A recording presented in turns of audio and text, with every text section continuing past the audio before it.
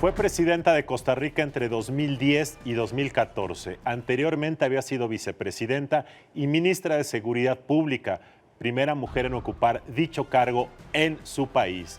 El año pasado fungió como jefa de la misión de observación electoral de la OEA en las elecciones federales en México.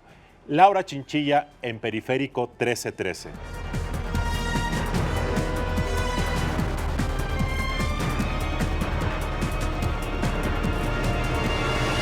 Laura Chinchilla, gracias por acompañarnos esta noche. Tú fuiste presidenta de Costa Rica y tienes una amplia experiencia en la política y en la democracia de América Latina y en varios de los problemas que afectan a nuestros países.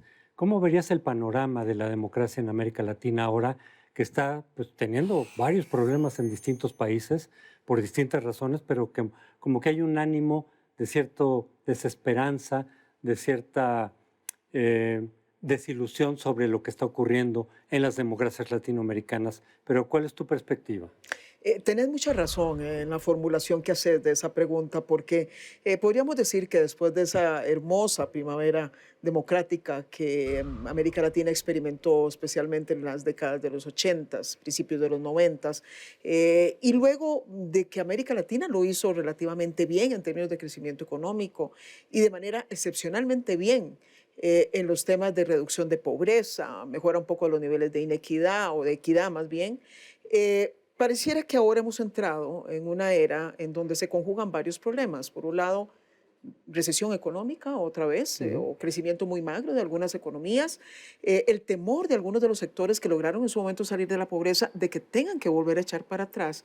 Y finalmente, toda esa factura viene a pagar la democracia y las instituciones de la democracia, adobado, diría yo, con un elemento en donde la ciudadanía tiene mucha razón, que es el reclamo por el tema de la corrupción. Entonces, ¿qué es lo que tenemos en este momento? Una ciudadanía muy inquieta, por no decir casi que indignada, en contra de las instituciones de la democracia, sintiendo que la democracia no necesariamente les respondió como querían, mucha movilización social y entonces, una vez más también, las democracias y las instituciones se pondrán a prueba de cómo van a ser capaces de manejar siempre en democracia ese descontento popular. Ahora, parece que la percepción sobre la democracia tiene a veces más que ver con el precio de las materias primas que con el funcionamiento de la democracia. Yo recuerdo hasta hace poco tiempo, Latinobarómetro reportaba que muchos de los países que ahora hay incomodidad o insatisfacción estaban en el top de la satisfacción democrática, incluido Venezuela. Y uno piensa, bueno, tiene más que ver con el precio del petróleo, del cobre, que con el funcionamiento de la democracia.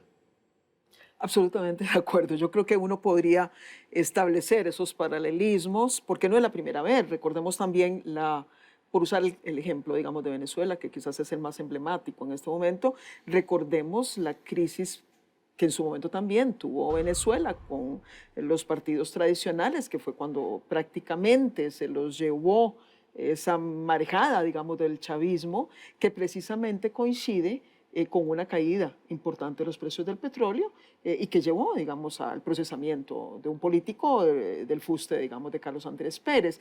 Entonces, parte, efectivamente, digamos, de lo que se pregunta uno es, ¿habrán de verdad elementos de principios profundos en las poblaciones que les hacen reaccionar ante democracias que quizás son sufragistas, pero nada más, no cumplen los otros parámetros de calidad de democracia? ¿O será que cuando la repartición, digamos, se acaba y la marea baja, entonces nos sentimos ¿verdad?, incómodos frente a las instituciones que ya no reparten igual que el pasado? Yo creo que, por un lado, vamos a ver, es normal que los ciudadanos se sientan molestos cuando hay crisis económicas. Yo creo que eso es normal, eso pasa en todo lado. Pero también es cierto que esa pregunta que has formulado nos lleva a mencionar ese gran reto que tenemos en América Latina de entender que se construye democracia no solamente con reformas constitucionales, con reformar leyes, con cambiar instituciones o nombrar unos u otros gobernantes, sino que fundamentalmente se construye democracia desde las bases, y las bases son la ciudadanía, y requerimos todavía sembrar muchos más valores en favor de una serie de elementos que hacen parte de la democracia, como el tema, entre otros, de la libertad de expresión, el rigor para reclamar transparencia, rendición de cuentas de gobernantes y muchos otros elementos más que hacen Tú parte encabezaste de en una democracia. 2015 la misión de observación de la Organización de Estados Americanos, que emitió un diagnóstico, una serie de recomendaciones. De tu experiencia, que además ahora asistes regularmente a México como conferencista, como parte de un programa del Tecnológico de Monterrey, ¿cuál es tu percepción de México en el contexto de América Latina respecto a la calidad de su democracia? Em, hay blancos y oscuros, como lo puede haber en muchos de los países nuestros. En el caso de México, se le reconoce una evolución impresionante en un periodo de tiempo muy corto, desde el punto de vista de un sistema electoral muchísimo más competitivo y muchísimo más depurado. Es decir, hay muchos estándares del sistema electoral mexicano que no solamente pasan la prueba, sino que han sentado cátedra en América Latina. Uno de ellos, por ejemplo, es el manejo del padrón electoral, o figuras de una gran avanzada en las discusiones que se están dando, como la paridad de género, como las candidaturas independientes, de manera que en esos temas no hay la menor duda que México ha mostrado un gran avance. Hay otras áreas en donde los mismos mexicanos están reclamando mucho a mayor calidad, y yo creo que tiene que ver con temas propiamente de transparencia institucional, de fortalecimiento de instituciones claves de Estado de Derecho, como temas de autonomía e independencia de las procuradurías, las fiscalías, y por supuesto los temas de libertad de expresión, para poder parar un poco parte del drama que ha generado el narcotráfico, que es el asesinato de periodistas que no pueden hacer su trabajo.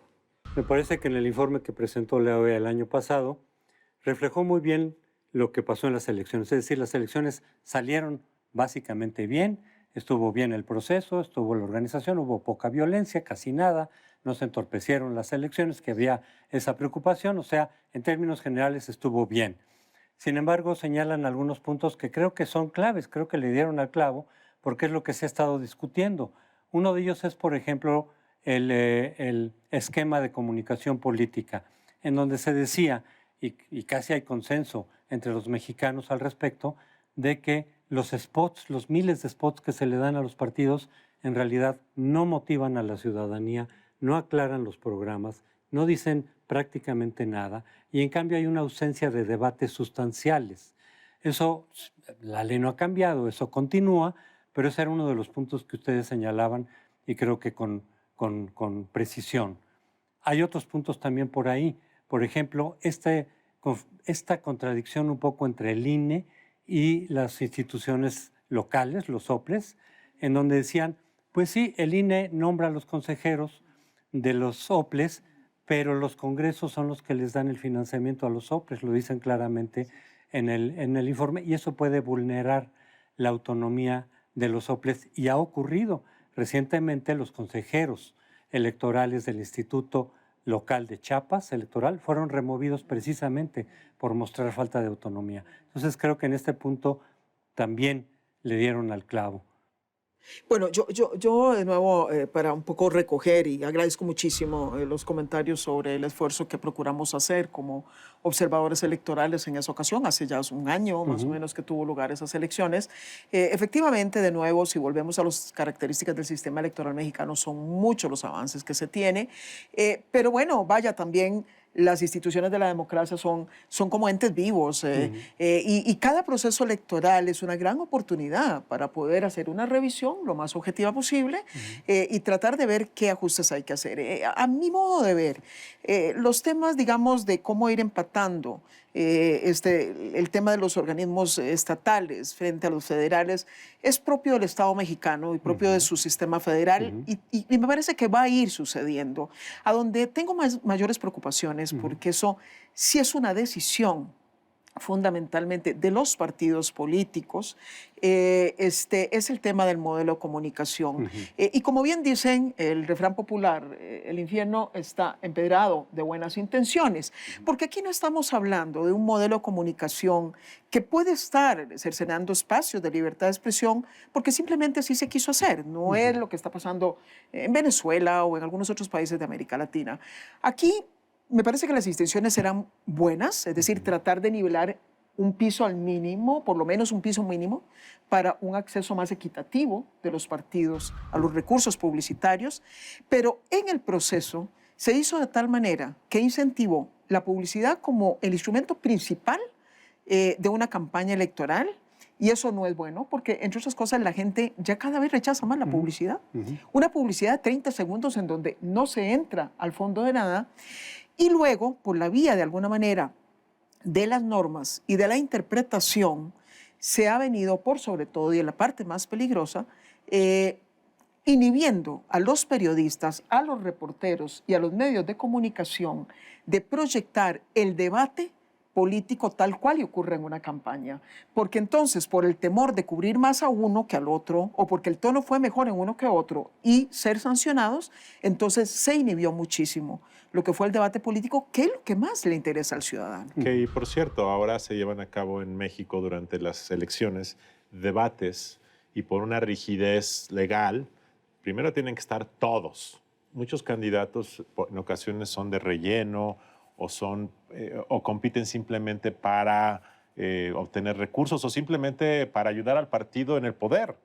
Entonces hay 9 candidatos, todos tienen que tener el mismo espacio. La cámara fija que los toma en televisión hace un recuadro, no hace tomas abiertas, no puede haber contrarréplica instantánea. Entonces, esos espacios de debate que hay se convierten en una cosa somnífera que a nadie le interesa. No son debates, son exposiciones individuales de plataformas muy aburridas y no se logra esto que comentas, que es fundamental. Bueno, efectivamente, porque ¿cuál es el depositario de cualquier reforma electoral? Es el ciudadano. Y lo que busca cualquier reforma electoral, aparte de tener reglas muy claras y la mayor equidad posible en el acceso a los recursos de los partidos, es procurar hacer más atractivo el proceso electoral a los ciudadanos, es decir, enganchar a los ciudadanos en ese proceso. Cuando el resultado es un resultado, aun cuando, y eso sí quiero destacarlo, no hubo mayor abstención en este proceso pasado. Fue más o menos similar, un poquito más bien, más participación. Un poco más alto, sí. ¿Verdad? Pero no hay la menor duda de que si esto se sigue instaurando y viene esta nueva elección de gobernadores ahora y viene en el 2018 con el mismo esquema, uno sí podría anticipar de que podría haber más desencanto del ciudadano frente a la política. El ciudadano quiere escuchar a los candidatos y quiere escuchar más fondo y ver muchísimo menos dinero que de los mismos ciudadanos a través de los impuestos siendo gastado de manera tan absurda en los spots que se publicitan. Y otra de las observaciones que hicieron ustedes, creo que con mucho tino porque ha vuelto a surgir el tema, es el de la complejidad del sistema de fiscalización, la sobrecarga que tiene el INE para fiscalizar todas las campañas a nivel local, y justamente en este proceso han salido problemas al respecto. Son muchos los partidos y los candidatos que no han presentado los informes en tiempo real, se le está juntando el trabajo al INE, ha habido disputas respecto de cómo interpretar ese asunto con el Tribunal Electoral Federal, y justamente ustedes señalaron, es un esquema muy complejo, muy difícil de llevar a cabo. Miren, yo ese sería un tema que marcaría de nuevo en el tema más latinoamericano. A mí me parece que los latinoamericanos tenemos una cultura jurídica muy proclive a regular todo lo que se mueva. Y los órganos electorales en América Latina, a pesar de que han sido parte del éxito de uno de los pilares en donde más fortalecimos nuestras democracias, que es el ejercicio del sufragio, y le debemos muchas cosas favorables, me parece que están llegando a un momento en donde están cada vez más insatisfechos con los márgenes de regulación y quieren ir más allá. El fenómeno político es un fenómeno vivo. Si pretendemos meter todo el fenómeno político en una camisa de fuerza legal, vamos a terminar matando el fenómeno político. Y yo creo que el exceso de regulación ya está demostrando en algunos casos de América Latina que no es conveniente, pero que además puede tener el efecto adverso de superar las capacidades de regulación del propio organismo y por esa vía terminar de deslegitimar al organismo, porque al no poder cubrir lo que se pretende regular, pues la gente lo que dice es se hacen las leyes para que se incumplan. Sí. Tienes toda la razón y yo creo que la hiperregulación es uno de los graves, es el gran error de la legislación electoral mexicana en los últimos años. Presidenta Laura Chinchilla, te agradecemos mucho que nos hayas acompañado. y muy buenas noches. Hasta la próxima semana. Muchas gracias, Ramos.